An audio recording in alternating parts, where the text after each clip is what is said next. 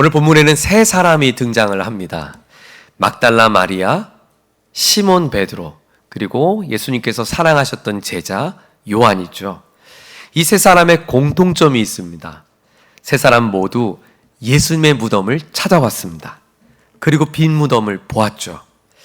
흥미로운 것은 똑같이 예수님의 무덤을 찾아왔고 빈 무덤을 보았는데 그들이 보았던 그들의 시선의 결과는 너무나 달랐습니다. 요한은 이 장면을 기록하면서 의도적으로 이 세 사람이 빈 무덤을 보았다라고 하는 이 단어를 서로 다른 동사를 사용했습니다. 어떤 이는 무덤을 스쳐 지나갔듯 보다라는 단어를 썼고요. 어떤 이는 보되 아주 면밀히 자세하게 보다라고 사용했던 단어를 썼고요. 또 어떤 이는 보되 뭔가 마음에 격변이 일어난 내용의 의미를 담은 단어를 사용했습니다. 오늘 성경이 우리에게 이 장면을 기록한 이유가 명확해지는 대목이죠. 우리는 지난주 추수감사주일을 보냈습니다. 걸음마다 은혜였고 날마다 감사를 고백했습니다. 우리의 걸음과 우리의 시간을 감사로 보았죠. 그리고 이제 다음 주부터 예수님의 오심을 기뻐하고 다시 오신 예수님을 기다리는 대림절 혹은 대강절을 우리는 지내게 됩니다. 그리고 바로 이 시점에서 오늘 성경은 우리에게 하는 이 질문 앞에 서게 됩니다. 이렇게 말이죠. 사랑하는 여러분, 여러분은 지금 무엇을 보며 살고 계십니까? 여러분이 보고 계신 그것은 여러분에게 어떤 의미가 있습니까?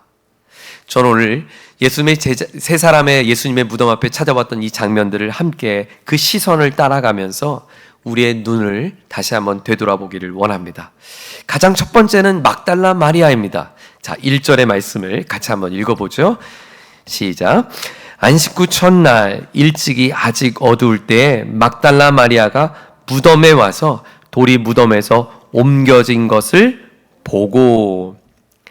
예수님의 무덤을 가장 먼저 찾아왔던 사람은 다름 아닌 막달라 마리아입니다. 여인은 안식 후 첫날 아직 어두울 때에 무덤을 찾아왔어요. 여러분, 마리아가 찾아온 무덤은 다른 사람의 무덤이 아니라 십자가 처형에 선고받아 죽은 죄수의 무덤을 찾은 겁니다. 이것은 아주 위험한 일이었습니다. 그럼에도 불구하고 위험했고 죄수의 무덤임에도 불구하고 그녀가 찾아올 수 있었던 것은 바로 예수님과 그녀의 관계 때문이었어요. 막달라 마리아가 누구죠? 누가복음 8장에 등장하는데요. 막달라 마리아를 누가복음 8장 이전에 이렇게 소개했습니다. 7 귀신이 나간 자 막달라라 하는 마리아가. 그녀는 한때 귀신 들린 여인이었습니다. 얼마나 증세가 심했는지 사람들은 그녀에게 7 귀신이 들렸다고 말해요. 여러분, 귀신 들린 삶의 자리가 얼마나 비참했을까요? 얼마나 괴로웠을까요? 상상해보건대 사람들의 멸시는 물론 아마 제가 그 당사자라면 숨 쉬는 것 자체가 괴로웠고 고통이지 않았을까요? 그런데 그녀가 예수님을 만난 겁니다. 그리고 예수님의 은혜로 완전히 고침을 받고 새 사람이 되었어요. 누가복음 8장에 보면 그 장면이 자세히 소개되고 있는데 여인은 그 예수님 앞에 치료받은 뒤에 자신의 소유를 팔아서 예수님의 사역을 돕는 동역자가 됩니다. 여제자가 된 거죠. 그래서 예수님의 마지막 자리, 그 십자가의 자리까지 끝까지 함께했던 제자가 바로 마리아였습니다. 그토록 사랑했던 예수님이 처참하게 죽어가는 모습을 그녀는 똑똑히 보았습니다. 아직 어두울 때 그녀가 무덤에 찾아왔다. 이 아직 어두울 때라는 것은 단순한 시간적인 묘사만은 아닐 거예요. 그녀의 마음 상태인지 모르겠어요. 아직 눈물이 마르기 전에, 아직 충격과 슬픔이 가시기 전에 그녀는 무덤을 찾았어요. 그런데 무덤에 와서 보니 돌이 옮겨져 있는 것입니다.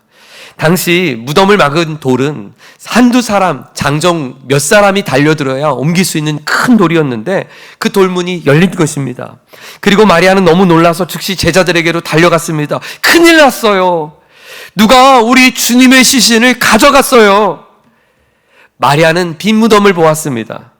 그리고 요한은 여기서 보다라고 하는 단어를 블레포라고 하는 헬라어를 썼는데요. 앞서 설명한 것처럼 이것은 쓱 스쳐 지나가 보다라는 의미예요. 마치 우리 버스에서 지하철에서 창밖을 그냥 아무 생각 없이 바라보는 그런 바라봄이죠. 마리아는 무덤이 열린 것을 보았고 그 안이 비어있는 것도 보았어요. 그리고 그녀는 자신이 본 것을 이렇게 정의합니다. 예수님의 시신이 사라졌다. 예수님의 시신이 도난당했다. 누군가 예수님의 시신을 가져갔다. 여러분, 이런 여인의 반응은 충분히 이해할 만합니다. 당시 로마 시대에는 무덤 도굴이 아주 빈번했습니다. 이 당시에 로마 황제는 클라우디우스라고 하는 황제인데요, AD 41년경에 클라우디우스 황제가 이런 칙령을 내립니다. 무덤 도굴 금지. 당시에 부자들의 무덤에는 함께 기리기 위해서 폐물과 보석들을 함께 무덤에 넣었다고 해요. 그래서 사람들이 그 무덤을 파헤쳐서 이 보석들을 훔쳐간 거죠. 뿐만 아니라 부자들의 마음을 사기 위해서 시신을 몰래 훔쳐가고 그것을 몸값을 요구하는 그런 일도 빈번하게 있었다고 합니다. 맞습니다. 그녀는 지금 보았습니다. 그녀는 무덤이 열린 것을 보았고 시신이 사라진 것을 보았습니다. 그리고 그녀는 무덤 안이 비어있다는 것을 보았어요. 요한복음이 즐겨 사용한 아이러니죠. 여기서 아직 어두울 때, 여인은 아직 어두울 때 빈 무덤을 보았어요. 하지만 그녀가 본 것은 정확한 해석은 아닙니다. 그녀는 빈 무덤을 보았고 도둑이 뭔가 예수님의 시신을 가져간 것처럼 해석했지만 그녀는 아직 어두울 때 그 부활의 새벽을 보지 못했습니다. 하나님이 지금 일하고 계셨다고 하는 하나님의 사인을 보지 못했습니다. 하나님의 일하심을 보지 못했다는 거예요. 마리아는 이것을 도난이라고 확신했습니다. 하지만 성경은 그것은 사실이 아니라고 말하죠. 그것은 도난이 아니라 부활이었습니다. 내게는 아직 어두운 때였지만 하나님은 그 아직 어두울 때 부활의 새벽을 준비하고 계셨습니다. 위대한 일을 이루고 계셨습니다. 그녀가 본 것은 빈 무덤이었지만, 그래서 빈 무덤이었고 시신이 사라졌다고 그녀는 말했지만 사실 그것은 옳은 해석이 아닙니다. 옳지 않습니다. 틀렸습니다. 아닙니다.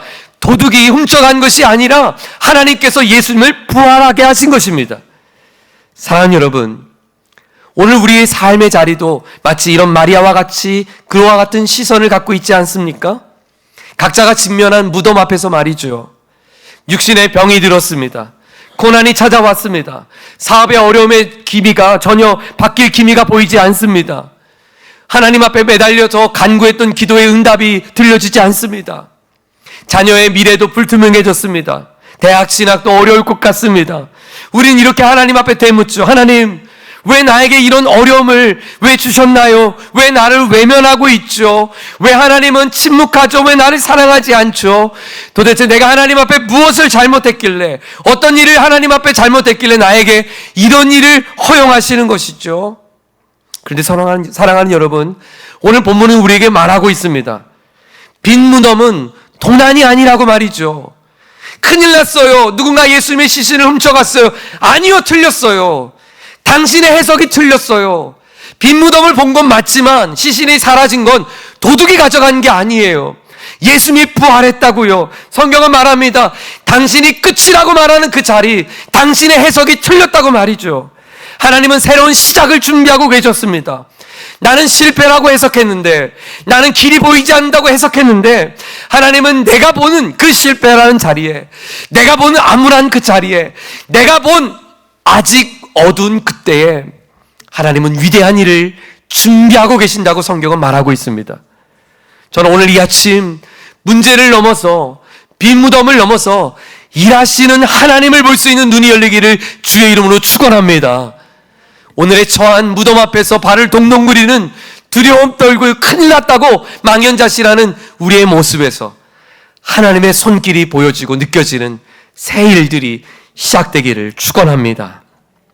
두 번째, 그 마리아가 전해준 이야기를 듣고 두 제자가 황급히 무덤으로 달려옵니다. 그때 달려왔던 두 제자가 바로 베드로와 요한이었어요. 저는 먼저 여러분과 함께 그 베드로의 시선을 주목해 보려고 합니다. 자, 본문 3절과 4절인데요. 그 장면을 또 한번 읽어볼까요? 3절입니다. 시작. 베드로와 그 다른 제자가 나가서 무덤으로 갈새 둘이 같이 다름질하더니 그 다른 제자가 베드로보다 더 빨리 달려가서 먼저 무덤에 이르러. 이야기를 들었던 두 제자 베드로와 요한이 황급히 달려갑니다. 마치 달리기 시합을 하는 것처럼 생생하게 묘사를 했어요. 제일 먼저 도착한 것은 베드로예요, 요한이에요? 요한이 먼저 도착했죠. 그런데 5절을 한번 보세요. 요한의 모습입니다. 시작. 구부려 세마포 놓인 것을 보았으나 들어가지는 아니하였더니. 요한은 무덤 입구까지 제일 먼저 도착했지만 안으로 왠지 망설여 들어가지 않습니다. 그 뒤를 이어 베드로가 이제 도착을 했어요. 자, 베드로 모습도 한번 보겠습니다. 6절 이하입니다. 시몬 베드로는 따라와서 무덤에 들어가 보니 세마포가 놓였고 또 머리를 쌌던 수건은 세마포와 함께 놓이지 않고 딴 곳에 쌌던 대로 놓여 있더라. 베드로의 성격을 잘 보여주죠. 요한은 망설이고 있는데 베드로는 거침없이 무덤 안으로 들어갑니다. 그리고 그는 보았습니다. 여기서 그가 보았다라고 하는 단어를 헬라어로 테오레오라고 하는 단어를 썼어요. 이 단어는 제일 쉽게 표현하면 마치 이런 거예요. 현미경으로 무언가를 관찰하는 모습을 상상해 보세요. 요한은 의도적으로 이 단어를 썼어요. 베드로가 들어가자마자 그 빈 무덤 안을 들여다봤는데 그는 아주 그 빈 무덤을 세세하게 관찰하고 주의 있게 살펴봤던 것이죠. 그는 두 가지를 보았습니다. 세마포가 가지런히 놓여있는 것을 보았습니다. 그리고 예수님의 머리를 감쌌던 그 수건조차 따로 개켜있는 것까지 보았어요. 아주 구체적인 상황의 묘사입니다. 여러분 이상하죠? 마리아의 증언대로 누군가 예수님의 시신을 가져간 것이라면 그 이야기를 듣고 왔잖아요. 그럼 만일 마리아의 말처럼 누군가 시신을 가져갔다면 그 세마포는 왜 벗겨두고 시신만 가져가겠어요? 그 황급한 때 시신과 함께 세마포에 감싸있던 그 통째로 가져가지 않겠어요? 더 이상한 건 그 세마포가 벗겨진 것도 이상한데 머리를 감싸고 있던 수건이 가지런히 개켜 있었다는 거예요. 이것은 무언가 질서 있게 일어났던 사건이라고 했던 증거죠. 마리아의 이야기, 마리아의 증언이 사실이 아니라는 것 첫 번째와 그리고 두 번째 더 중요한 것은 바로 얼마 전 우리에게 말씀하셨던 예수님의 부활이 입증되는 장면입니다. 아, 그때 예수님이 말씀하신 게 바로 진짜였구나. 예수님이 부활했구나. 그러면 베드로는 박차고 나가서 요한을 데리고 내가 봤어. 세마포가 있고 머리에 수건이 있는 것을 봐서 이건 시신이 도둑당한 것이 아니라 예수님의 약속대로 부활한 게 맞소라고 거리에 나가서 사람들에게 예수님의 부활을 외치는 것이 자연스럽지 않습니까? 그런데 오늘 본문에 베드로는 그가 보았던 이 증거를 확인한 뒤에 그는 다음과 같은 반응을 합니다. 그 반응은 침묵입니다. 아무런 대응을 하지 않아요. 분명히 보았습니다. 그녀는 관찰했고 그 증거도 확신했습니다. 하지만 그는 머뭇거립니다. 부활의 사실임에도 불구하고 그는 부활의 증인으로 나서지 못합니다. 예수님이 부활하셨어요. 마리아, 내가 보니까 당신 말이 아니야. 이거 예수님이 부활한 게 맞아. 라고 말해야 되는데 베드로는 망설입니다. 왜 그랬을까? 저는 며칠 동안 이 본문 속에서 베드로의 마음을 한번 들여다봤어요. 왜 그랬을까? 쉽게 답을 찾았습니다. 바로 베드로의 두려움과 좌절감 때문이었어요. 죄책감 때문이었어요. 며칠 전이었죠. 바로 며칠 전 예수님께서 잡히시던 그날 밤 베드로는 3번이나 예수님을 모른다고 부인했습니다. 나는 예수님을 알지 못하노라. 그는 3번이나 욕설을 하며 부인했어요. 그때 닭이 울었고 성경은 베드로의 눈이 예수님의 눈과 마주쳤다라고 증언해 줍니다. 예수님의 눈을 보았던 베드로는 너무 괴로워서 밖으로 나가 뛰쳐가 통곡하며 울죠. 이제 사흘이 지났습니다. 아직 사흘밖에 지나지 않았습니다. 그리고 그는 마리아가 전해준 이야기대로 황급히 무덤 안으로 들어왔습니다. 정말 무덤 문이 열려있고 예수님의 시신이 사라졌습니다. 그런데 예수님을 두르고 있던 세마포가 그대로 있었어요. 이것은 도둑이 가져갔다고 도저히 볼 수 없는 상황이었어요. 예수님이 부활한 게 맞았어요. 예수님께서 우리에게 말씀하신 대로 그대로 성취됐던 사건이에요. 하지만 베드로는 기쁠 수가 없는 거예요. 여러분이 한번 베드로 입장이 돼보세요. 예수님이 만일 실제로 부활했다면 예수님을 3번이나 모른다고 부인했던 베드로가 무슨 낯짝으로 예수님의 부활하신 예수님 앞에 설 수 있겠어요? 그는 예수님의 부활 자체도 괴로웠을 거예요. 예수님이 부활하신 사건도 놀랍지만 예수님이 만일 부활했다면 더더욱 그에게는 이제 나는 어떡하지? 이제 내가 주님 앞에 어떻게 서지? 내가 이제 정말 주님의 제자라고 말할 수 있을까? 내가 감히 주님 앞에 설 수 있겠어? 그가 가졌던 두려움, 죄책감, 자괴감, 부끄러움, 수치, 그의 마음에 그를 감싸고 있던 그의 생각이 도저히 용기가 나지 않습니다. 저는 베드로의 이야기를 묵상하면서 오늘 어쩌면 우리가 이 예배하는 이 자리에 많은 베드로가 여기 있겠구나라는 생각이 들었어요. 머리로는 예수님을 알죠. 우리 모태신앙이니까요. 신앙생활을 얼마나 오래 했습니까? 여러분 수년간 믿음 생활하면서 여러분이 드렸던 예배 횟수는 몇 번입니까? 헤아릴 수가 없죠. 들은 설교는요. 설교 말씀을 도대체 몇 번이나 들으셨어요? 수백 번, 수천 번 들으셨나요? 여러분 봉사를 했다면 얼마나 헌신하며 얼마나 주님 앞에 드린 인생을 살았어요. 부른 노래만 해도 그 찬송 곡조만 해도 도대체 몇 곡의 노래를 불렀습니까? 그러나 여러분 아시죠? 그 신앙의 모든 경험이 나의 진짜 믿음은 아닐 수 있다는 거. 베드로가 알고 있었던 지적인 이해가 오늘 믿음의 자리로 나서지 못한 것처럼 오늘 내가 경험하고 내가 누렸던 신앙의 모든 경험치가 그 부활의 주님 앞에 당당하게 설 수 있는 발걸음이 될 수 없다는 것. 오늘 성경은 우리에게 도전해주고 있어요. 오늘 베드로에게 지금 필요했던 것은 마지막 발걸음 하나였습니다. 현실의 벽을 뛰어넘는 믿음의 도약 말입니다. 두려움의 현실을 뛰어넘고 절망의 현실을 뛰어넘고 자괴감이 드는 자신의 현실을 뛰어넘어 실제 부활하신 주님 앞에 부끄러운 자신의 모습을 가지고 주님 불쌍히 여겨주옵소서라고 믿음에 도약하는 그 걸음 말이에요. 베드로가 주님 곁에서 들었던 설교가 얼마나 많이 들었겠어요. 그가 예수님이 하셨던 부활의 이야기는 제일 먼저 예수님 곁에 있었던 제자였으니까 얼마나 많이 들었겠어요. 그리고 그는 보았어요. 증거도 보았어요. 증명할 수도 있었어요. 하지만 내가 아는 지식이, 내가 아는 경험이 믿음의 발걸음이 되지 못하는 거예요. 오늘 이 아침에 있는 예배하는 베드로 여러분에게 도전합니다. 오늘 이 아침에 당신에게 필요한 건 또 한 번의 예배가 아니라 오늘 그 삶의 자리를 도약할 수 있는 진짜 믿음의 고백, 그 부활하신 주님 앞에 설 수 있는 용기, 그 주님 앞에 자신의 부끄러움을 회개하고 참회하고 그 부활하신 주님 손을 다시 붙잡을 수 있는 믿음, 오늘 이 아침에 그 믿음의 결단이 있기를 주의 이름으로 축원합니다. 세 번째, 이제 마지막 무덤 안으로 들어왔던 제자 요한을 성경은 들려줍니다. 8절입니다. 8절을 같이 읽습니다. 시작.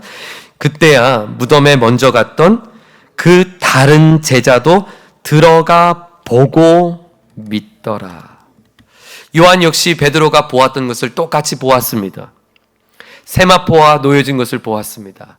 수건이 가지런히 놓인 것도 보았습니다. 무덤이 비어있는 것도 보았습니다. 하지만 요한은 반응이 달랐죠. 성경은 이렇게 증거해 줍니다. 들어가 보고 어떻게 해요? 믿더라. 여기서 그가 보다라는 단어를 헬라어로 보면 에이돈이라는 단어를 썼어요. 이 단어는 깨달았다라는 뜻이에요. 그가 무덤 안에 들어가 깨닫고 믿더라. 이런 뉘앙스예요. 아, 그 말씀이 이거구나. 아, 예수님이 그 말씀이 지금 이거구나 라고 그는 들어가 깨달았어요. 그런데 흥미로운 것은 이 대목을 기록했던 요한은 사람들이 이거 읽다가 오해할 수 있겠다. 그래서 이 성경을 다른 사본에다가 옮기는 것을 사본가라고 하는데 그 사본가가 성경을 이렇게 옮겨가면서 베끼지 않았겠어요? 그 옮겨갔던 사본가가 사람들이 이거 읽다가 오해할 만하겠다. 그래서 여기에 하나의 문장을 첨언을 했습니다. 그래서 모든 사본에 있는 것은 아니고 대부분의 사본마다 이 문장 하나가 주석처럼 들어가 있는 거예요. 그래서 우리 개역 한글 성경에 보면 그것을 괄호 표시를 했습니다. 자, 9절이에요. 자, 그 괄호를 한번 읽어보겠습니다. 이 설명이에요. 8절에 대한 설명. 시작. 그들은 성경에 그가 죽은 자 가운데서 다시 살아나야 하리라 하신 말씀을 아직 알지 못하더라. 너무 중요한 대목이에요. 요한의 강력한 역설입니다. 요한은 베드로와 함께 들어가 보니 세마포도 있고 수건도 있어서 이게 부활이구나 라고 깨닫고 믿었더라 그랬는데, 그것에 대한 설명을 그가 보고 깨달은 것은 성경에서 그가 죽은 자 가운데서 다시 살아나는 그 부활의 말씀을 다 이해해서 깨달은 게 아니라는 거예요. 즉, 다 지적으로 이해했고 납득해서 알아서 내가 신학적으로 이해돼서 정리되어서 믿음이 아니라는 거예요. 그럼에도 그는 믿었다는 것을 강조한 거예요. 이것이 요한복음 전체의 가장 중요한 대목입니다. 여러분, 요한복음은 우리에게 믿음을 이렇게 설명합니다. 믿음은 예수님에 대하여 많이 아는 게 아니에요. 예수님에 대해서 많이 공부하면 믿음을 가질 수 있는 것도 아니에요. 예수님의 오랫동안 신앙생활에 오면, 믿음 생활하면, 교회에서 예배 생활하면 자연스럽게 믿음이 생기는 게 아니에요. 그가 지금 믿은 것은 다 신학적인 교리를 깨닫고 이해한 믿음이 아니에요. 이 믿음은 이에서 나온 것이 아니라 대상이신 하나님을 신뢰한 겁니다 라고 설명한 거예요. 마치 이런 거예요. 여러분, 제가 질문합니다. 여러분, 저를 신뢰하시나요? 제가 질문을 했어요. 그럼 여러분이 네, 목사님, 제가 목사님 신뢰할게요, 이렇게 응답을 하셨다고 가정해 볼게요. 그럼 응답하신 여러분은 저를 신뢰할 때 저의 모든 인생사를 다 이해해서 신뢰한 게 아니에요. 저의 성향과 성격과 성품과 MBTI와 모든 것을 다 알고 저 사람은 신뢰할 만한 것이 한 50%는 넘겠다, 그래서 신뢰한 게 아니에요. 여러분이 만약 제가 신뢰합니까? 라고 했을 때 네, 목사님 신뢰합니다 라고 이야기했던 것은 저의 관계를 신뢰한 거죠. 이 교회 담임 목사로 불러주신 하나님의 부르심 앞에 제가 목사님 신뢰하겠습니다 라고 사랑의 관계로서의 표현이에요. 여러분, 베드로는 왜 똑같은 것을 보았는데도 믿지 못했을까요? 왜 요한은 똑같은 것을 보고 믿을 수 있었을까요? 요한복음 전체에 우리가 풀어갈 수 있는 아주 중요한 키워드가 하나가 있어요. 이 요한복음 안에는 요한 자신의 이름을 한 번도 언급하지 않았습니다. 요한복음 13장에 주님의 마지막 만찬에서 예수님의 품에 기댔던 요한을 들어 설명할 때 예수께서 사랑하시는 제자가, 요한복음 19장에 예수님께서 십자가 처형당하실 때 그 자리에 예수님의 어머니를 맡겼을 때 예수님께서 사랑하셨던 제자에게, 부활의 아침 무덤으로 달렸던 베드로를 소개하면서 요한과 함께 설명할 때 예수께서 사랑하시는 제자에게, 요한복음 21장에 갈릴리 호수에서 부활하신 예수님을 제일 먼저 목격한 사람을 예수님께서 사랑하시는 제자가 라고 설명을 했어요. 요한은 예수님을 다 이해하고 믿는 게 아니었어요. 요한은 예수님을 깊은 사랑의 관계에서 믿었던 거예요. 이것이 요한복음이 강조하고 싶은 메시지였어요. 요한은 늘 예수님 곁에서 예수님의 심장 소리를 들으려고 애써왔던 사람이었어요. 예수님의 고민했던 예수님의 마음의 소리를 듣고 싶어 했던 사람이었어요. 예수님을 진심으로 사랑했고 예수님의 그 사랑의 관계 속에서 자신은 예수님을 사랑했던 제자가 맞다라고 그는 자신을 표현했던 것이에요.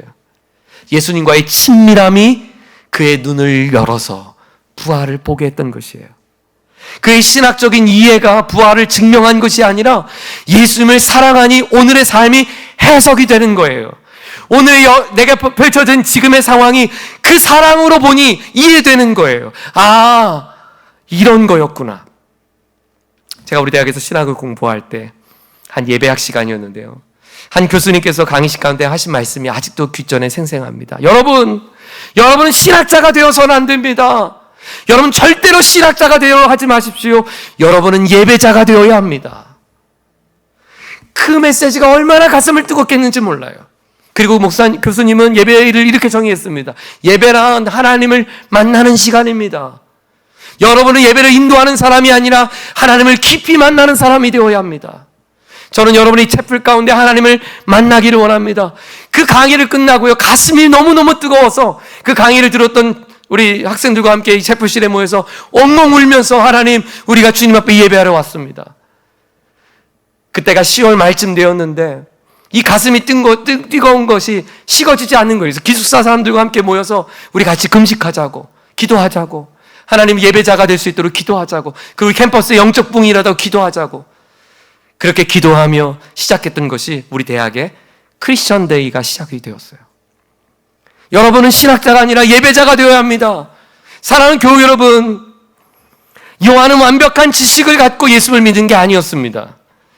하지만 그는 예수님의 사랑을 알았고 그 사랑 안에 머물렀습니다. 여러분, 저와 여러분이 예수님을 더욱 사랑하고 가까이 할 때 우리 눈에 보는 것이 달라지기 시작할 것이에요. 빈 무덤에서, 세마포에서, 수건에서 부활하신 주님이 보이고 나를 사랑하신 주님이 들려지고 내가 끝이라고 생각했던 자리에서 새로운 시작을 준비하신 하나님, 나의 고난 속에서도 하나님의 기적과 역사를 준비하신 하나님, 그 하나님이 읽혀지는 눈이 있기를 주의 이름으로 축원합니다. 오늘 주님께서 이 아침에 하나님, 우리의 마리아와 같은 어리석었던, 머뭇거렸던 마리아같이 자신의 생각으로 해석했던 그 믿음 없었던 시선, 베드로처럼 보았지만 알았지만 믿음으로 확신하지 못하고 아직 발을 동동거리며 머뭇거렸던 시선, 그 시선을 박차고 주님을 사랑하는 시선으로, 주님의 사랑에 붙들린 시선으로, 그 사랑에 가슴이 뛰어서 오늘 내게 주어진 이 삶의 자리 속에 하나님의 사랑으로 해석할 수 있는 시선이 다시금 열리기를 주의 이름으로 축원합니다. 저는 지난주에 두 가정의 장례를 인도하면서 참 많은 생각이 들었어요. 인생의 출입을 주관하시는 하나님, 인생의 마침표를 찍어가시는 하나님, 그 하나님 앞에 많은 생각이 들었어요. 그런데 제 마음이 조급해지더라고요. 제 마음이 조급해지는 이유는 시간은 기다려주지 않았어요. 우리 교우들을 더 기다려주지 않더라고요. 지금 제 마음이 너무나도 마음이 조급해요. 하나님의 시간이 여러분의 인생 속에 그 시간표가 언제 있는지 누가 알겠어요? 누가 보장할 수 있겠어요? 여기 계신 신학 박사든지 목사든지 장로든지 집사든지 누가 마리아고 누가 베드로인지 누가 알겠냐고요. 이미 예수님이 부활하여 삶 속에 일하고 계신데 그 부활의 주님을 만나보지 못하고 이 예배당에 와서 인생의 무덤 안에 갇혀 살아간다면 얼마나 안타까운 일입니까? 도대체 예배를 몇 번 드리고 설교 말씀을 몇 번 들으면 우리 눈이 떠져서 당신의 인생이 끝이 아니라고, 부활하신 주님이 당신을 붙잡고 있는데 왜 망연자실하냐고, 언제 우리의 마음이 그렇게 깨우침을 얻을 수 있을까요? 사랑하는 교우 여러분, 저는 오늘 당신의 인생의 예배가 이 시간이 마지막이라고 하는 마음으로 오늘 말씀을 드립니다. 눈을 드십시오. 아직 어두운 때 당신이 본 그 깊은 칠흑 같은 어두움은 당신의 시선 속에 있는 시간일런지 모르지만 하나님의 시간 속에는 부활의 여명이 타오르는 시간이며 모든 흑암과 절망과 죄악에서 고통받고 있는 인류를 살리기 위한 부활의 시간이며 당신이 본 세마포와 수건은 우리의 모든 눈물을 닦아주실 찬란한 영광으로 비춰주실 하나님의 은혜의 방편이며 오늘 내 인생에 스쳐가는 모든 사건과 시간도 단 한순간도 놓지 않고 하나님의 전능의 손으로 당신을 붙잡고 있음을 믿을 수 있기를 축원합니다. 보이는 대로 살면 늘 무덤 안에서만 삽니다. 그러나 믿음의 눈을 들어 바라보면 무덤 밖을 뛰쳐나가 예수님이 부활했다고 소리칠 수 있는 부활의 증인이 될 수 있습니다. 오늘 이 예배가 우리의 눈을 열어 부활의 주님을 발견케 하시는 하나님의 은혜의 시간이 되기를 주님의 이름으로 축원합니다. 지난주 말씀을 준비하면서 어린 시절 불렀던 이 찬양의 곡조가 계속 생각이 났습니다. 그리고 우리 이런 시간들을 보내고 있는 교우들에게 꼭 같이 부르고 싶었던 찬양이에요. 괴로울 때 주님의 얼굴을 보라. 평화의 주님을 바라보아라. 세상에서 시달린 친구들아, 위로의 주님을 바라보아라. 힘이 없고 내 마음 연약할 때 능력의 주님 바라보아라. 주의 이름을 부르는 모든 자에게 힘주시고 늘 지켜주시리. 눈을 들어 주를 보라. 내 모든 염려를 그 주께 맡기라. 슬플 때 주님의 얼굴을 보라. 사랑의 주님 안식 주시리. 지난주 제가 만났던 교우들의 삶의 자리 속엔 사업이 너무너무 어려운 교우도 있었고, 자녀의 미래가 불투명해진 교우도 있었고, 이루 말할 수 없는 근심과 아픔 속에 있는 교우들의 삶의 이야기를 저는 너무나 많이 마주했습니다. 그런데 제가 우리 교우들을 만나면서 매일매일 다시금 확인했던 것은, 우리가 바라볼 것은 당신의 현실이 아니라 우리 같이 주님을 바라보자고. 지금 당신이 내게 말해줬던 그것은 현실이 맞아요. 맞습니다. 그런데 내가 보이는 것은 이 현실이지만 우리 주님이 오늘 내 인생의 현실 속에 어떻게 일하실지 우리 주님을 바라보자고. 그게 믿음이라고 오늘 그렇게 용기를 주었는데요. 우리 찬양하시면서 오늘 자신을 향해서 다짐하고 결단하고 이 찬양 주 앞에 올려드리겠습니다.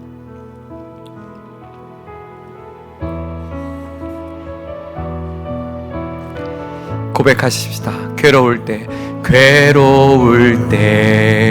주님의 얼굴 보라. 평화의 주님 바라보아라. 세상에서 시달린 친구들아, 위로의 주님 바라보아. 힘이 없고 내 마음 연약할 무엇을 바라봐야 합니까? 능력의 주님 바라보아라. 주의 이름 부르는 모든 자는 힘주시고 늘 지켜주시. 눈을 들어 주를 보라. 눈을 들어 주를 보라. 내 모든 염려 주께 맡겨라.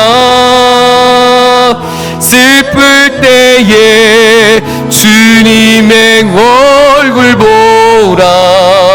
사랑의 주님 안식 주. 눈을 들어 주님을 바라봅니다. 눈을 들어 주를 보라.